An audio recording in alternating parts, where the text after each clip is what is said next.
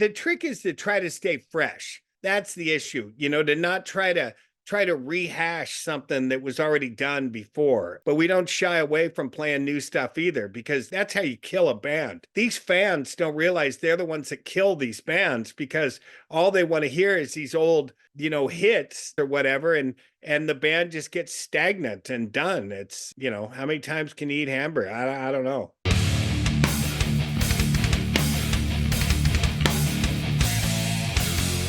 What's up, everybody? It's Keefy from GhostCultMag.com. I am honored today to be joined by punk rock legend Jack Grisham of T.S.O.L, aka True Sound of Liberty. How are you doing, sir? I'm doing good, thank you. And honestly, to just whittle it down to the thing you're known the best for would be unfair. You've done so much other music, author, actor, other things. I don't know when you sleep, but really cool to connect with you. Brand new T.S.O.L record, Aside Graffiti, which I have all kinds of questions about. Cool album cover. It's almost like a throwback 80s album cover. Record sounds modern. A lot of weird coincidences have been coming up for me. I was at a bar just recently, and Suburbia came on from 1984. Not the other Suburbia movies. That Suburbia movie with punk rock and The Flea and Penelope Spheeris. So cool. So many memories. But yeah, how are you doing? How's everything going for you? I'm doing good. I've been out. I just got done. I do 5 miles in the morning. So I got my 5 miles in today, and I walk around visiting with people. I live in like a small surf town. So I just walk around, saying hi to people. Honorary mayor, really.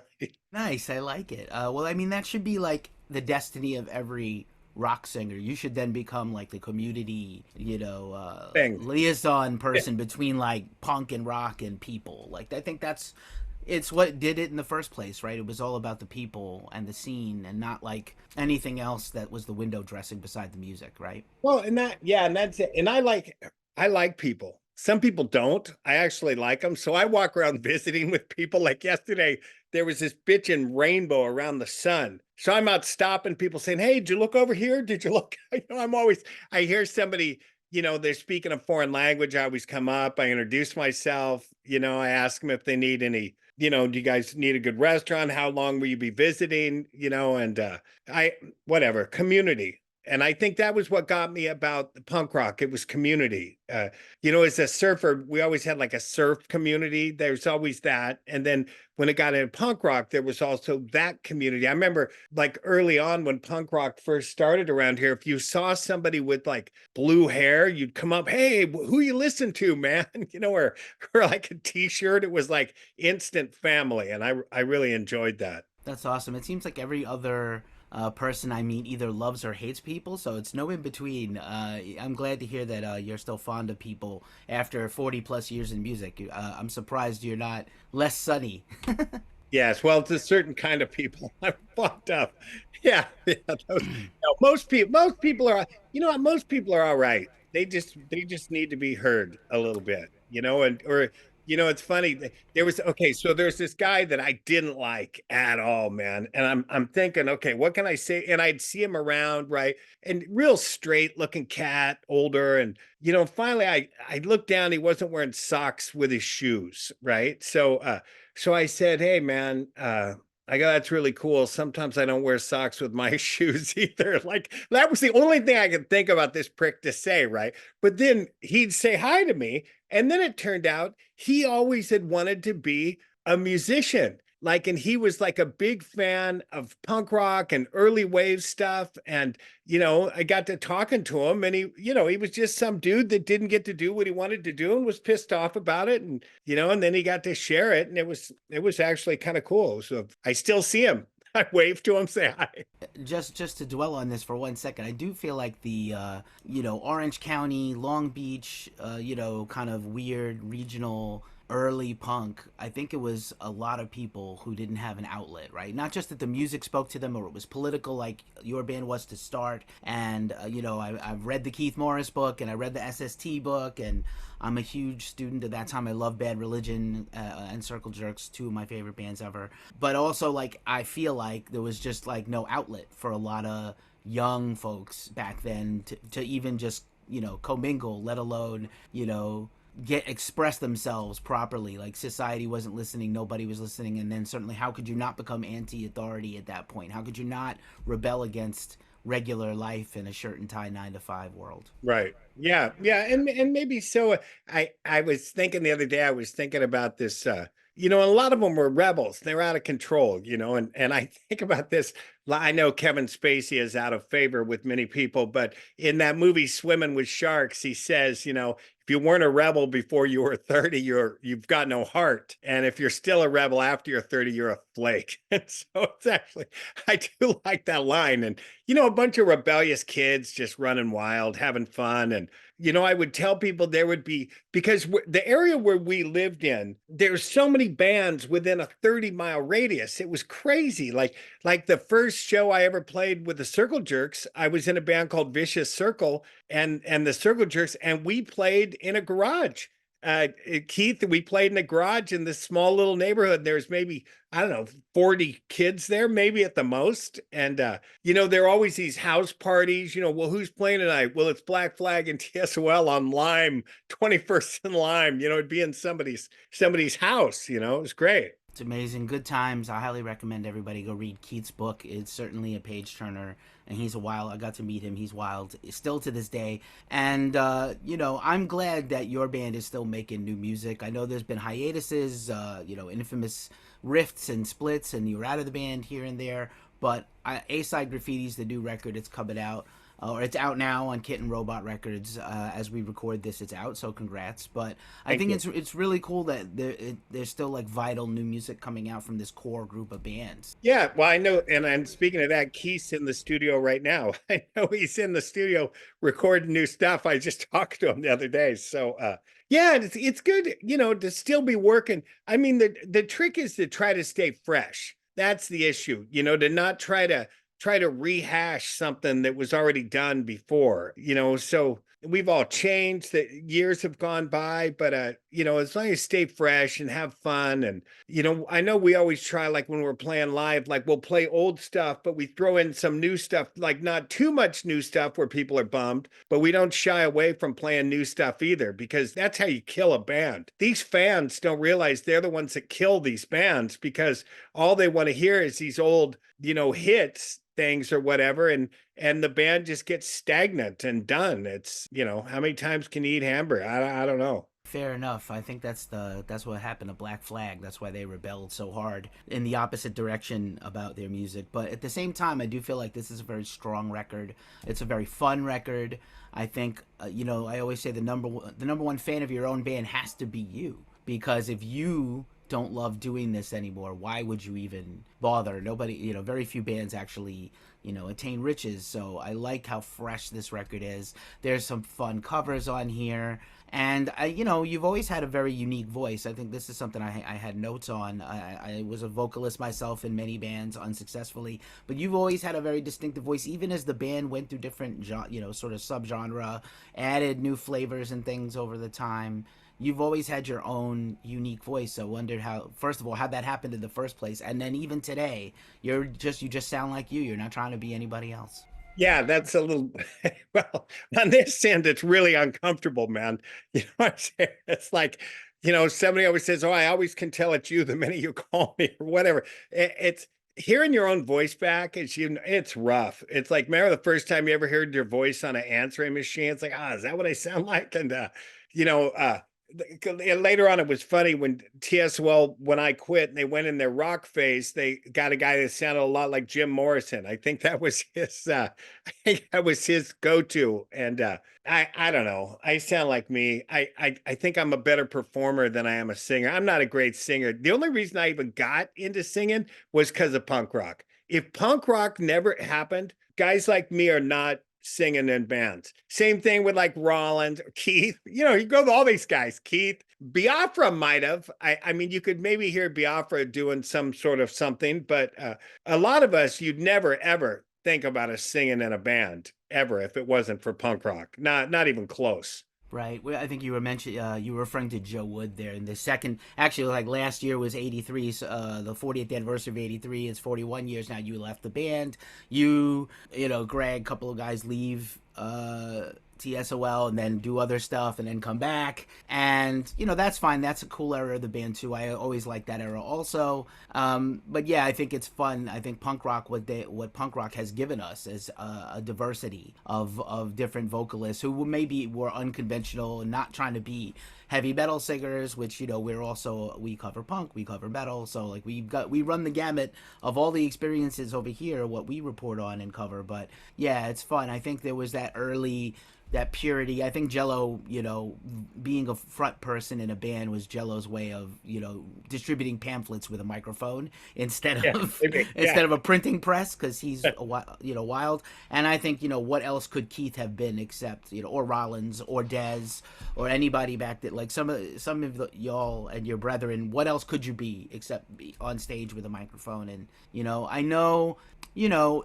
and then you know, and then it kind of became what it became, right? It wasn't, none of this was preconceived. None of this was like, oh, we're going to be big rock stars. It was like in the face of poverty. I don't know if you've been to the Punk Rock Museum in Las Vegas. Yeah. I loved it so much. It was like hugely impacted me as an East Coast person. I've always been more of a fan of punk than a real punk scene person, but it was so beautifully done. I interviewed Fat Mike last year about NoFX and the museum, and there's a lot of love paid to you guys and that era, especially the Orange County and LA. Yeah, I didn't know how I felt about it. Like Mike saying, "Hey, come over here, come do a tour, whatever." I'm like, I don't know, man. I don't know, right? So, and I wasn't ready for it. And then I went over there, and it was really cool because I would see something and go, "Oh my God, yeah. We used to go over this back fence and then climb up the roof there and come down through a pipe and and this guy, you'd see people and you know, it was so interesting. There would be a crowd shot, and there would be guys that I knew in the crowd that aren't known people. Like they're like no one would ever know them. They just see the face, but it's like, oh, that's the guy. Now this guy used to come and he'd sell boots outside, you know, so you'd know everybody. And God, I turned into a fan. Like I wasn't even doing tours, and I'm stopping people and talking to them and showing them stuff, and just like over there visiting. I had a great time at that place. I told Mike I thought they had just done a really cool job. So I recommend everybody check it out. We need more things like this in our lives to catalog and remember our history. Otherwise, it's going to be lost. I think these things are important. But now, to transition over to talk much more about Aside Graffiti, right? What a killer record. I know there's been a few records. His first record in 4 or 5 years. We had the whole global thing happen that ruined the industry for a while. So, how long was this worked on? Was this gestating for a while since the last one? Was it just like, oh, we should make a new record?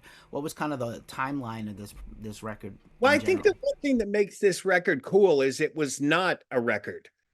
All this was so for me, I like to keep working. I like to work. If I'm not working, there's trouble. It's like the old things where they show the mental hospitals, they got them weaving baskets. Well, there's a reason they're weaving baskets, because if they ain't weaving baskets, they're out breaking shit. So for me, I like to keep working. So a song would come up. I think, oh, let's try to cover that. Oh, I got an idea for a new track. Let's just try this. So all that record were a bunch of songs we tried.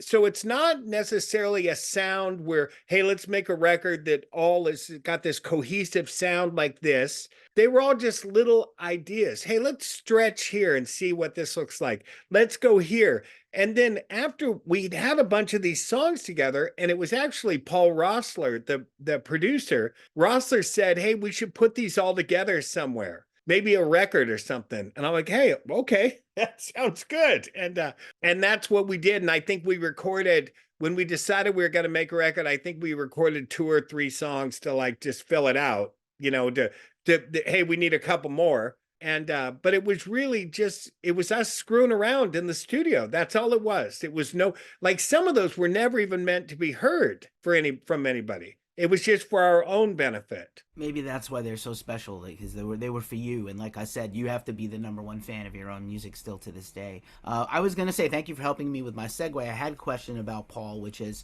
what you sound like in your head, and what your music you make these days, whether it's a cover or an original, it's supposed to come out. What's it supposed to sound like? And Paul is obviously super well respected, and you clearly have a obviously that kind of nice special relationship, a good rapport with him. But what does he bring something to the table that helps you these days kind of get to the finish line, or is he, just part? It sounds like he's been part of this process for a while. For a long time. Yeah, I was actually the minister at Paul's wedding. So Paul and I have been friends for a long time, and I tell him all, he's like the sixth member basically of TSOL, because I tell him all the time, I wouldn't be doing this if it wasn't for him. I would have quit doing it a long time ago, but it's cool because I get to go over there and sit with Paul, and we get to talk and we hang out, and hey, let's fool around, let's try this, let's do this. Paul's, I don't want to use the genius word, but Paul's a genius, and we're very lucky to have him.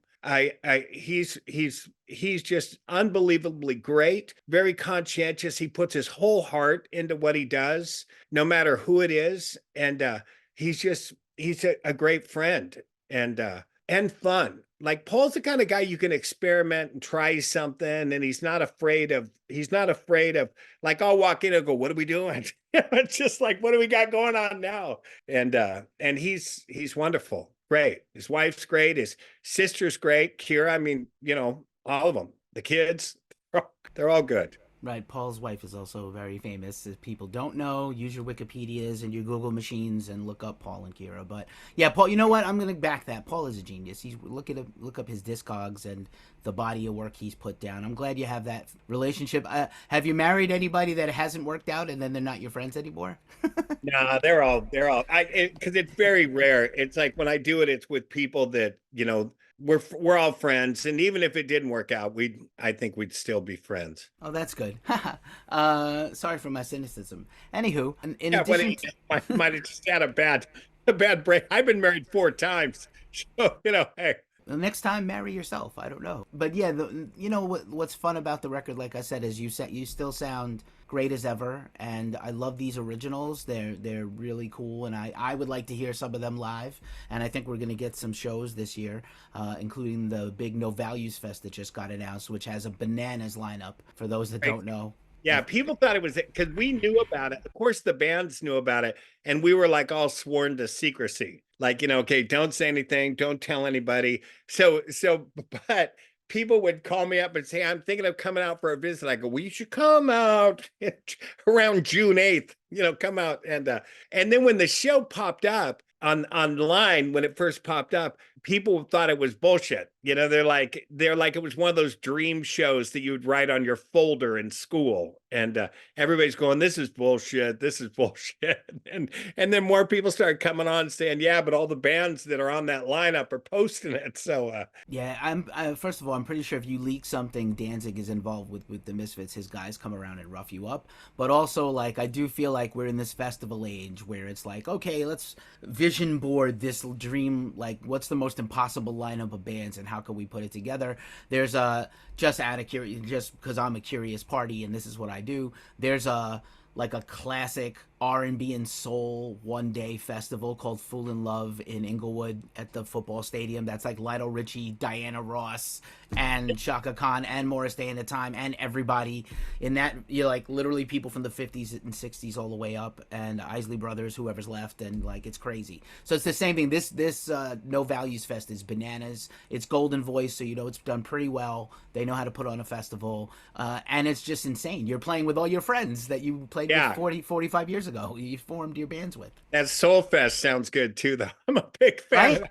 I was Diana Ross. I was at Diana Ross's birthday party. So yeah, you're.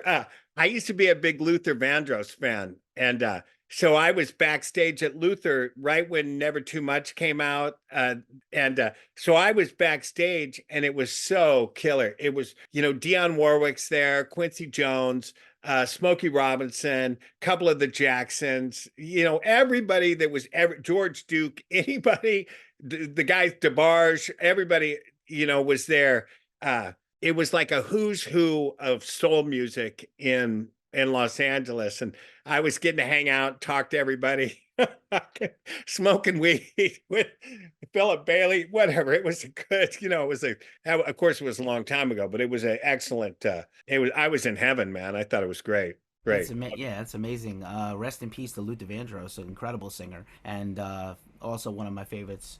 Yeah, terrific. In addition to these originals on the new record, I love some of these covers, and what I love about them is there's only two ways you can go with a cover. You either you do it your way, or you do a very faithful original, like "Wonderful World" by Satchmo. Louis Armstrong's like the most distinctive original singer of all time, arguably, and there's no way to do that song like him. So you have to do it your way. But also I love the approach, and I love the production. I love how it came out. Yeah. Yeah, Eric Gorfain did the string arrangements for that. He's from the Section Quartet, and that was another friend, buddy. John Doe from X had written a couple of books with Tom DeSavia. I wrote a chapter in each of the books for him, and I was at the studio when they're reading it. I was there with Scott Sherratt, and we're having a book reading. Tom played that cover of Wonderful World for this guy, and the guy happened to be this Eric Gorfain guy. He goes, "You need real strings." I go, "Yeah, we can't afford real strings." He goes, "Well, I'll come down and do it." Oh my God. So it's just, somebody hanging out. A couple of friends chatting, and something like that comes out of it. Right on. I think the Rocky Horror track is also a no-brainer with Keith. Yeah. Again, if you told me as a teenager this thing is going to have cultural significance forever, I think I would have been like, really? But now, like, I love that it's still a thing. You can still go on a Saturday night to an independent movie house and see like a live cast performance of the movie and throw toast and kiss your neighbor, and it's still such killer music more than anything else. Well, yeah, it was just kind of, and that was another thing too. Somebody suggested that we cover that song. They said, "Well, why you do that? Why you do this?" Like we kind of whatever, and we did it too close to the original. I guess that was the issue.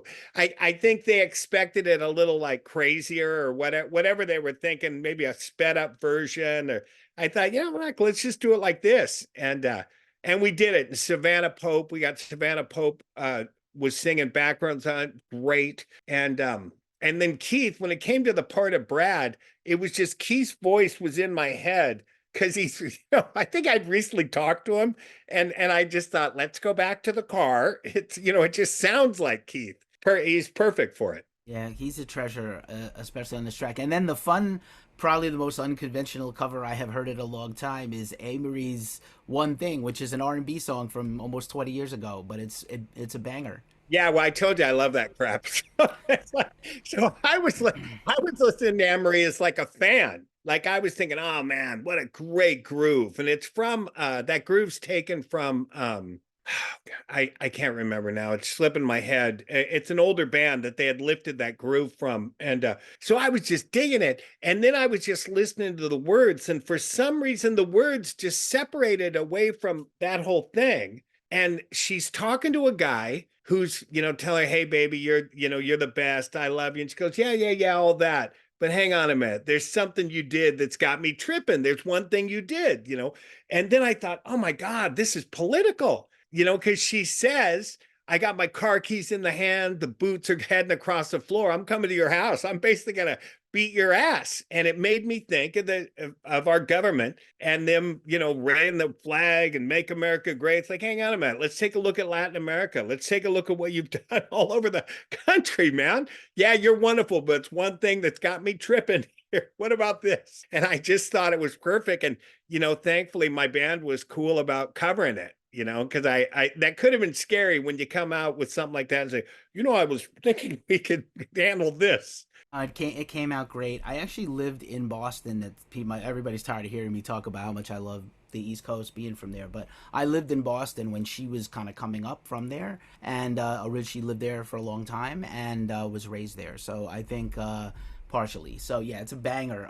She was a rock fan also, by the way. I wonder what she would think of the track if she heard it. And everybody should go look her up if you like a little more modern R&B and hip hop R&B stuff. She's great. And it's fun to like have an open mind, a wide palette when it comes to music. It's like, and just because somebody says something's cool, it doesn't make something uncool. Do you know what I mean? Sometimes it's just fun to listen to stuff and to just try it. And I sometimes I hear these rock guys on the radio and they, well, you've got to have this and this is and this. It's like, hold off, dude. Know what the best song is? The best song is that you can put on with your friends, make you feel sad or happy or fun or whatever the hell it is. Doesn't matter, man.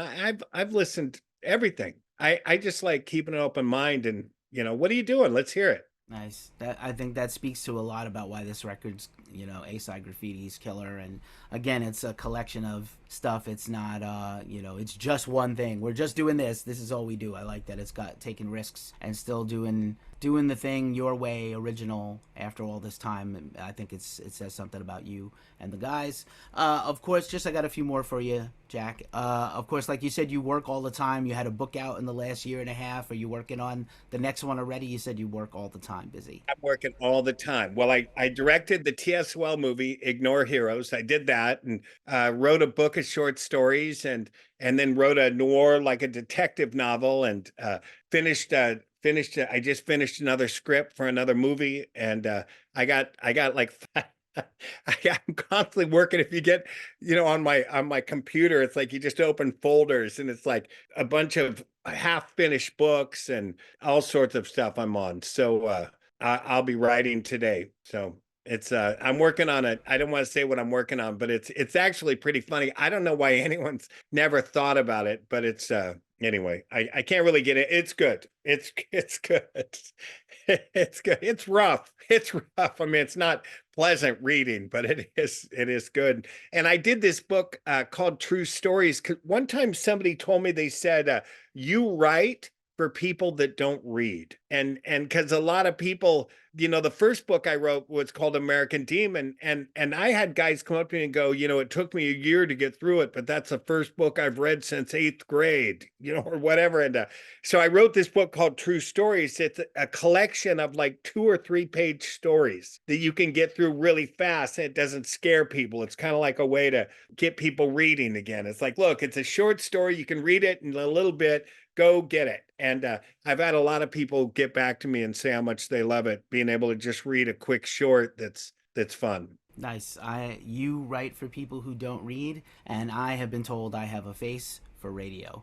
But anyway, and not these videos. But anywho, just as a last thing, because again, it's on my mind. I just saw it again recently for the first time in a long time. Any memories of making the Suburbia movie 41 years ago that came out 40 years ago? Well, that was interesting. My ego at that time was so out of control. I didn't even really understand that they were making a movie. Like I knew they were making a movie, but I didn't really understand what it took to make a movie. And there's a scene in Suburbia that's so rough. I'm cutting my throat. I'm going, stop. And it's right after a stabbing and the whole thing in the movie. And you see me going, stop, cut. I'm not got anything to do with that damn stabbing.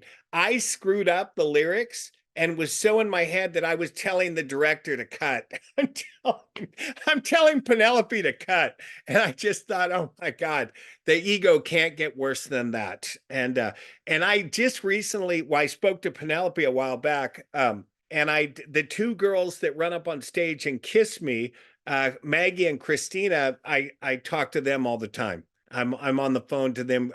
Christina's kind of like my movie sponsor. She like talks to me about what I'm doing movie wise, or I ask her questions. She's wonderful. Great.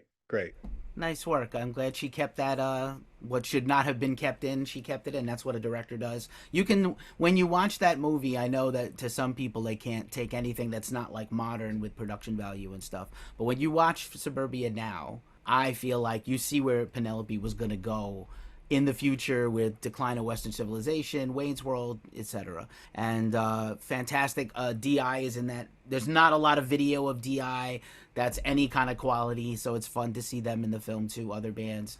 Just a cool snapshot of the times. And, just as a fan, I want to say thank you for everything. Thank you for this new album. I'm invigorated hearing Aside Graffiti, and I'm really happy for you that you're so busy and doing things all the time. Keep it up, sir. We'll see you at No Values Fest, hopefully, and more shows, hopefully, than that. I love it. I'll see you soon. Thank you for having me today.